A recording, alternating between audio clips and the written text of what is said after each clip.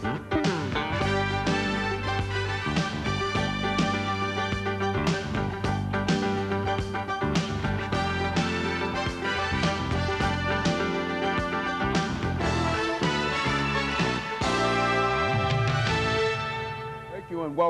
you and welcome to the show this morning. The topic this morning is a profile on Lady Corder Chapman, a musician in Nashville, Tennessee. And Lady Chapman, let me welcome you to the show this morning. Thank you. You know, Lady, we've had an opportunity to talk to a number of people about many, many topics on this show, but we've never really had an opportunity to talk to many people about music. And of course, I think that to talk about music, the selection to have you to sort of discuss music and youth with us this morning, I think that will give us an opportunity to not only talk about music, but say some things about our youth. But before we get started talking about the topic, youth and music this morning, let's talk about you. Okay. Let's have you to give us some information about your background, your education, or some of the things that you feel to be important, and then we'll get into a discussion of youth and music appreciation. Okay. Well, now I was born actually here in Nashville, Tennessee, a little over 45 years ago, and to parents, Reverend and Mrs. Walter E. Corder, and I have 5 brothers and 3 other sisters. Now, I attended school here in Nashville, Chapman High School, as well as the Johnson Elementary School, and my training after high school included Tennessee State University and Fisk. I attended a couple of years at both of those places, specifically updating my musical background, which is what I do now full time. Let's talk about your musical background, because I know that you've been involved not only in writing music, but you've been involved in recording music, and more specifically, I think you've been involved in dealing with our young people, and we want to talk about all of those topics, but let's talk about your interest in music. Okay, my interest in music has always been a part, I guess I would say, a part of my family background. My granddaddy, Reverend F.M. Corder, was a preacher and a singer. He was a pastor of the Mount Gilead Baptist Church for over 45 years, but he was a singer. He used to take me and my sisters and brothers to little country towns, Gallatin, Smyrna, Murfreesboro, Lebanon, and sang. He would preach and we would sing. So at a very young age, I was introduced to music kinds of things. And then about the age of 12, my grandmama began to send me and my sisters to take music classes. And so I guess I've been playing for churches since about the age of 12. And my musical background has brought me from where I was at that time to where I am now. Now, me and my family, the singing Corder family, we recorded 2 albums, 2 singles, and I recently released a cassette tape myself entitled Lady Corder Chapman and Sons.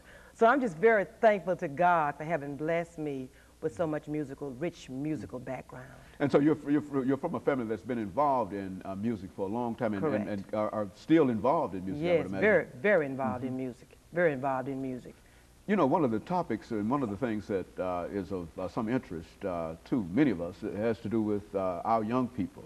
And I know that you've been involved not only in music, but you've been involved in dealing with our young people, and you've had quite an impact in terms of providing the kind of inspiration that they need and teaching in choirs and directing choirs. And let's talk about that, because I think that if there is one thing that's sort of missed in terms of what we do in the various communities today, has to do with music appreciation and getting our young people again involved in music. What would be your prescription in terms of what we ought to do? Well, I'll tell you what, I have a great love for our children, for our youth, and I think they need to be exposed to as many creative things as is possible. I think they should be exposed to vim and vitality and excitement and love for Jesus Christ, first of all. And that's what I attempt to do. One of the songs I wrote says, Lord, let your light shine in me for others to see. And I think our children need to be exposed to enthusiasm. They need to be exposed to the fact that they are somebody. So daily, on a daily basis, I work specifically with children's choirs, even in my music ministry of teaching people how to play the piano and voice enhancement. Over half of my students that I teach daily are children. I work for young folks choirs. I do choir workshops for young folk, solo workshops, and you name it, and I do it if it's related to music, and especially young people. I find that we as older persons need to share with our children how important it is that they be creative. It's important that we share with our children that you are somebody and that you can do it. And I just thank God for giving me some vehemence, some vigor, some excitement. And we get in front of these children. When I get in front of these children, I like to communicate to them that you can do it. Take time, sit down, open up your books, go to school, what's the word? Be focused on what you're doing, and you can do it. And especially when it comes to music, you know, music has been said to be a universal language. And I find that sometimes, even if people don't know the words to songs, if children don't know the words to songs, if you watch them, their foot's going, or their head is going, or their body's going, or they're getting into the flow of what's going on. And that's what I pray to God daily is, give me the vim, give me the enthusiasm, give me the knowledge, and give me the ability to relate to as many young folk as I can, because they are the children. The children are the, what is it, they are our tomorrow, and they are also our today. You know, when you look at, when you talk about the establishment of your school and your interest in music, let's talk about how you eventually, and talk about some of the nuts and bolts in terms of getting you started in your music profession and your music teaching career. Okay. In 1989, I went into what I call a full-time musical ministry. That means I left the secular job world. I was a secretary, I was a bookkeeper, I was an administrative assistant, I was a multiplicity of doing those kind of clerical kinds of things.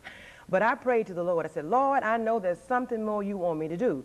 And I took what you call a step of faith, which means that I wasn't sure if this is going to work for me, but it has. Now, what I do every day is I teach music classes, piano, and voice enhancement classes.